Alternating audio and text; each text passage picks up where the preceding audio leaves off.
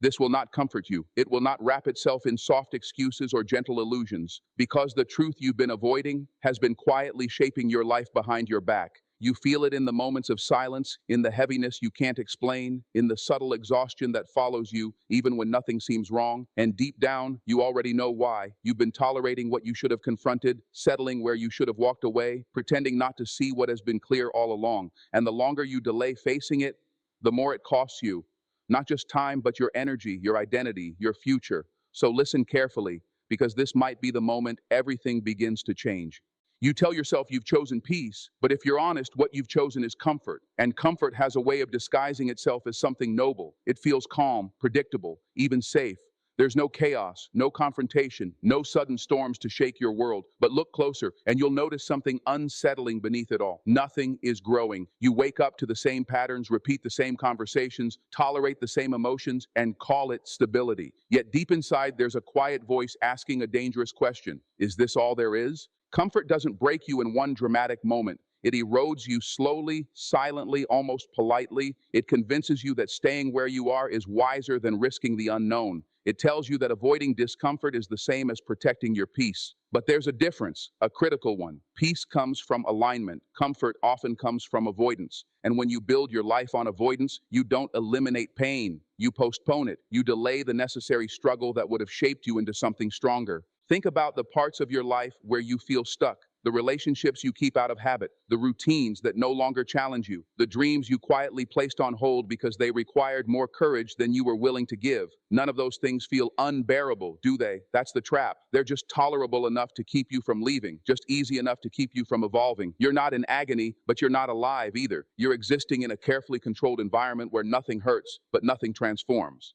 And the longer you stay there, the more you adapt to it. You lower your expectations. You silence your ambitions. You start calling your limitations realistic thinking. You convince yourself that wanting more is risky, maybe even unnecessary. But deep down, something in you resists that lie because you weren't designed to remain unchanged. You weren't meant to live a life that feels safe at the cost of your potential. Growth has never been comfortable. It demands friction. It requires you to step into situations where you are uncertain, exposed, even afraid. It asks you to confront truths you've been avoiding and to make decisions that disrupt the life you've grown used to. And yes, that process is uncomfortable. But unlike the discomfort of stagnation, this kind of pain has a purpose. It builds, it sharpens, it transforms.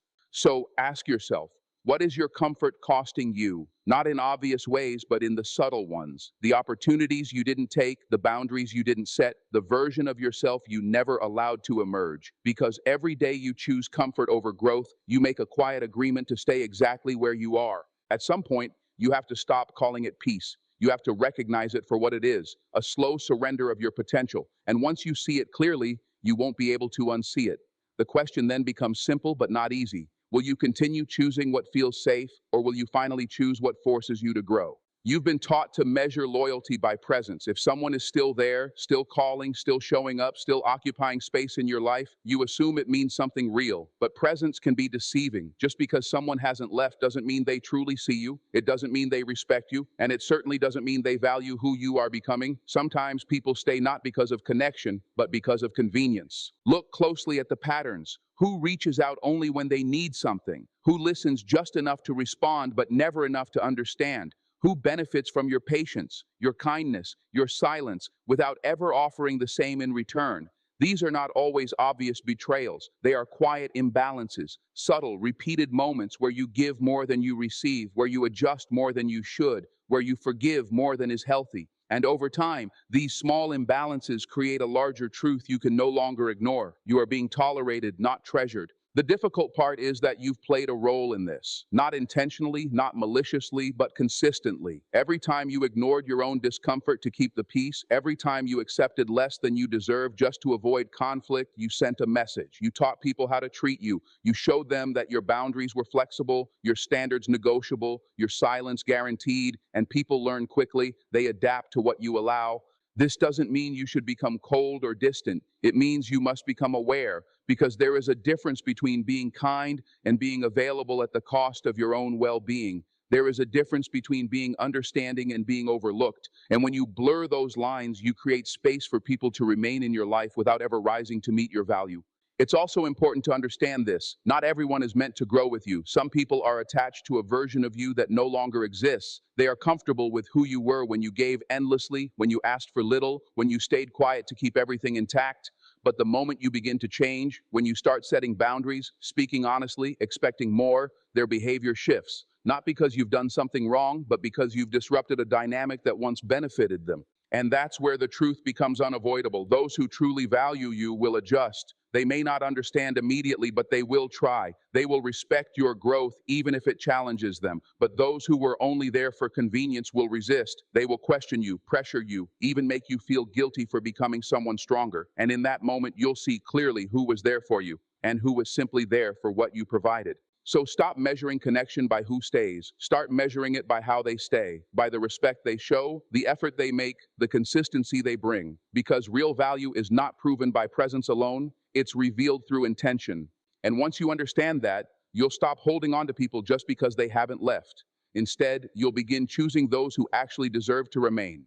You keep telling yourself you're unsure, that you need more time, more clarity, more proof before you make a decision. But if you're honest, truly honest, this isn't confusion. It's hesitation wrapped in a more comfortable name, because confusion feels innocent. It gives you permission to wait, to delay, to stay exactly where you are without confronting what you already sense. But the truth has been knocking for a long time. You've just been choosing not to answer. That quiet feeling you carry, the one that shows up when everything goes still, that isn't doubt, it's recognition. It's the part of you that sees clearly, even when the rest of you tries to look away. You notice the patterns, you feel the misalignment, you catch the small inconsistencies in people, in situations, even within yourself. And in those moments, there's a flash of clarity so sharp it almost unsettles you. But instead of acting on it, you soften it, you explain it away, you tell yourself you're overthinking. And just like that, clarity fades back into the background, waiting for the next moment you're quiet enough to hear it again. Avoiding the truth doesn't make it disappear. It only makes it heavier. Because every time you ignore what you know, you create tension within yourself. A silent conflict between what you feel and what you allow. And that conflict drains you. It shows up as overthinking, as restlessness, as a constant search for reassurance from people who were never meant to give it. You start asking for signs, hoping something external will confirm what you already understand internally. But no sign will ever feel strong enough. Because deep down, you're not looking for answers. You're looking for permission. And permission is something the truth doesn't require. It doesn't wait for the perfect moment or the perfect explanation. It simply exists, clear, direct, undeniable. The longer you resist it, the more uncomfortable your reality becomes. Not because your circumstances are changing, but because your awareness is growing. You can no longer pretend you don't see what you see. You can no longer convince yourself that things will fix themselves if you just give them more time. There comes a point where the cost of avoiding the truth becomes greater than the discomfort of facing it, where staying feels heavier than leaving, where silence feels more painful than speaking. And when that moment arrives, you have a choice. You can continue negotiating with reality, hoping it will bend to your comfort, or you can finally accept it for what it is. Acceptance doesn't mean everything becomes easy. It means everything becomes clear. And clarity, while sometimes painful, is powerful. It removes illusion, it forces movement. It demands that you either align with what you know or continue living in quiet contradiction. So stop calling it confusion. Give it the name it deserves. It's awareness, it's truth, and it's been waiting patiently for you to stop running from it. There is a version of you that has been slowly disappearing, and it didn't happen all at once. It happened in moments. Small, almost invisible decisions where you chose silence instead of honesty, where you held back your thoughts to avoid tension, where you swallowed your truth just to keep things smooth, agreeable, undisturbed. At first, it felt like maturity, like you were being patient, understanding, emotionally controlled. But over time, that silence began to take something from you, not loudly, but consistently. You started editing yourself, not saying what you really felt, but what would be easier for others to hear, not expressing your needs, but minimizing them so you wouldn't seem difficult. You became skilled at maintaining peace, but at a cost you didn't immediately recognize. Because every time you denied your voice, you weakened your sense of self. You slowly taught yourself that your thoughts were optional, your boundaries flexible, your presence adjustable depending on who you were around. And the more you practiced this, the more natural it became. You adapted so well that people around you may not even realize you've been holding back. They see someone calm, easygoing, agreeable, but they don't see the internal conflict, the moments where you wanted to speak but didn't, where something didn't feel right but you let it pass, where you felt unseen but convinced yourself it wasn't worth addressing. That's the hidden cost of silence. It creates an external version of you that looks stable, while the internal version feels increasingly distant. This isn't about speaking loudly or reacting to everything. It's about recognizing that your voice has value, that your thoughts, your feelings, your boundaries, they are not interruptions. They are essential parts of who you are. And when you consistently suppress them, you don't just avoid conflict, you erase clarity, you lose connection with yourself, you begin to question your own instincts because you've ignored them for so long. What's even more difficult is that people will adjust to the version of you that stays silent. They'll grow comfortable with it. They'll expect it. And the moment you begin to change, when you start expressing yourself more honestly, setting limits, choosing not to agree just to keep things easy, it may feel unfamiliar to them. They may resist it, question it, even misunderstand it. But that discomfort doesn't mean you're doing something wrong. It means you're disrupting a pattern that no longer serves you. Your identity is not something you find. It's something you maintain through the choices you make every day. And one of the most defining choices is whether you allow yourself to be fully expressed, not in a way that creates unnecessary conflict, but in a way that honors your truth without apology. Because the longer you remain silent in situations that require your voice, the more disconnected you become from who you really are. And once that disconnection grows, everything else begins to feel uncertain. Your decisions, your relationships, even your sense of direction. So understand this clearly. Your silence is not neutral. It shapes your life. It defines your boundaries. It teaches others what to expect from you. And most importantly, it determines how closely you stay connected to yourself. At some point, you have to decide, will you continue preserving temporary comfort, or will you start reclaiming your voice, even if it changes everything?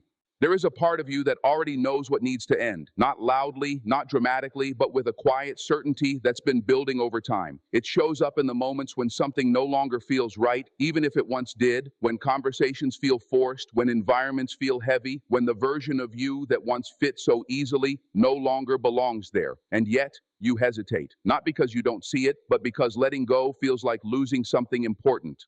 And in a way, it is. Letting go is a form of loss. It's the release of familiarity, of history, of emotional investment. It's the acceptance that something you once valued no longer aligns with who you are becoming. And that realization carries weight because it forces you to confront a difficult truth. Growth is not just about gaining something new. It's about having the courage to release what no longer fits. You may try to hold on anyway, to adjust, to compromise, to convince yourself that things can return to what they were. But growth doesn't move backward. It doesn't shrink itself to fit old spaces. It expands, and anything that cannot expand with it begins to feel restrictive. That tension you feel, that's not confusion. It's misalignment. It's the natural friction between who you were and who you are becoming.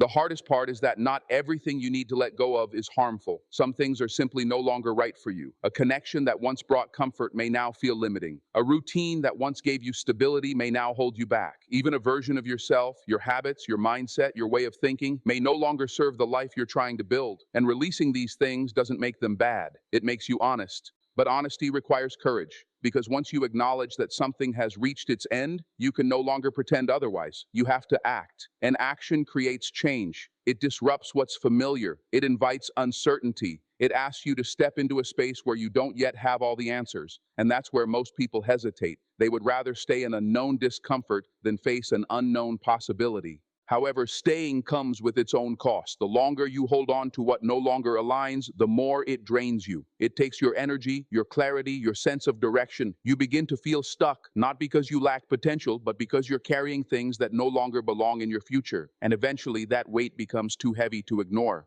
Letting go is not a sign of failure. It's a sign of awareness. It means you've recognized that your life is evolving, and you are choosing to evolve with it. It doesn't erase the past. It doesn't invalidate what once mattered. It simply acknowledges that your path is moving forward, and not everything is meant to come with you. So if it hurts, let it hurt. That pain is not there to stop you. It's there to remind you that something meaningful is changing, and change, even when uncomfortable, is often the beginning of something necessary. Because you cannot step fully into who you are meant to become while holding on to everything you were.